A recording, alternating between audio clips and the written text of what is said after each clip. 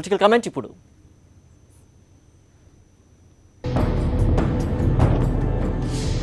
నదీ జలాల వివాదాలపై రెండు తెలుగు రాష్ట్రాల ముఖ్యమంత్రులతో కేంద్ర మంత్రి ఉమాభారతి ఇప్పటికైనా ఎపెక్స్ కౌన్సిల్ సమావేశం నిర్వహించడం మంచి పరిణామమే. సుప్రీంకోర్టు ఆదేశాల వల్ల సమావేశం జరిగినా కొన్ని నిర్ణయాలైనా తీసుకున్నారు.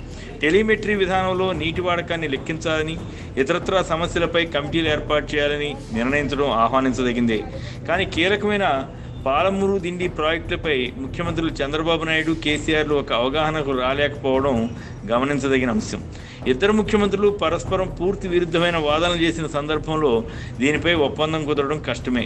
రెండు ప్రాంతాల్లో నీటి సెంటిమెంట్ పెరిగిన తరుణంలో గత రెండేళ్లలో నీటి ఎద్దడి తీవ్రంగా ఉన్న పరిస్థితిలో ఇద్దరు నేతలు ఏదైనా అవగాహనకు వస్తే ప్రతిపక్షాలతో పాటు ప్రజల వైపు నుంచి కూడా ముఖ్యమంత్రుల మీద, ప్రభుత్వాల మీద తీవ్ర విమర్శలు వచ్చే అవకాశం ఉంది.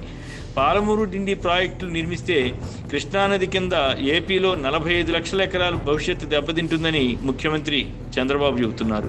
ఏది ఏమైనా పాలమూరు దిండి ప్రాజెక్టులు కట్టి తీరుతామని కేసీఆర్ అంటున్నారు. వేల కోట్ల రూపాయల విలువైన ఈ ప్రాజెక్టులు ఎంతవరకు ఆచరణ సాధ్యమన్నది కాలగమనమే తేలుస్తుంది.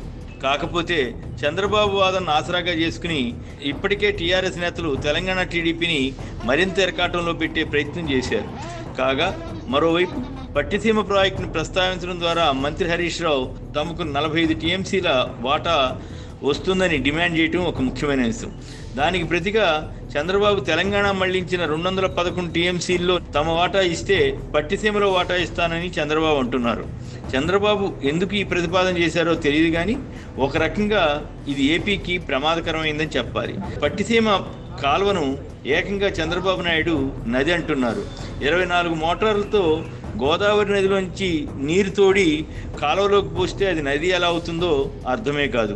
దీనిపై సోషల్ మీడియాలో చంద్రబాబుపై వ్యంగ్య వ్యాఖ్యానాలు వస్తున్నాయి. పట్టిసీమకు కృష్ణా గోదావరి నదులు ఉపనదులని చంద్రబాబు చెబుతారేమోనని, పట్టిసీమకు పుష్కరాలు కూడా చేస్తారేమోనని కొందరు చమత్కరిస్తున్నారు.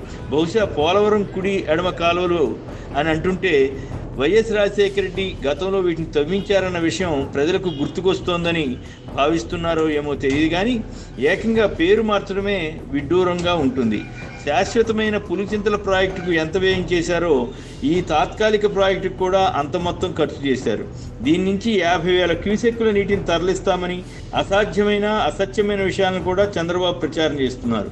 దీనివల్ల పొరుగు రాష్ట్రాలు గోదావరి నీటిపై హక్కును క్లెయిమ్ చేసే పరిస్థితిని ఆయనే సృష్టిస్తున్నారు. పోలవరం ప్రాజెక్టు పూర్తి చేస్తే ఇవ్వవలసిన నీటి వాటాను పట్టిసీమ కాలువనండి, నది అనండి, దాంతో ఇవ్వడానికి ముఖ్యమంత్రి ఒప్పుకోవడం ఏపీకి నష్టమో లేక మంచిదా అన్నది ఆయనే ఆలోచించుకోవాలి. తెలుగు రాష్ట్రాల్లో కాంగ్రెస్ పునర్వైభవం కోసం హైకమాండ్ పెద్దలు దివంగత నేత వైఎస్ఆర్ నామస్మరణ చేస్తున్నారా? వైఎస్ఆర్ హయాంలోని ఉమ్మడి రాష్ట్రంలో అభివృద్ధి, సంక్షేమం సాధ్యమైందనే ప్రచారం ద్వారా కాంగ్రెస్కు సానుభూతి వస్తుందనేది హైకమాండ్ నేతల వ్యూహమా? అయితే హైకమాండ్ పెద్దల ఎత్తుగడపై కాంగ్రెస్ క్యాడర్లో ఎలాంటి చర్చ జరుగుతోంది?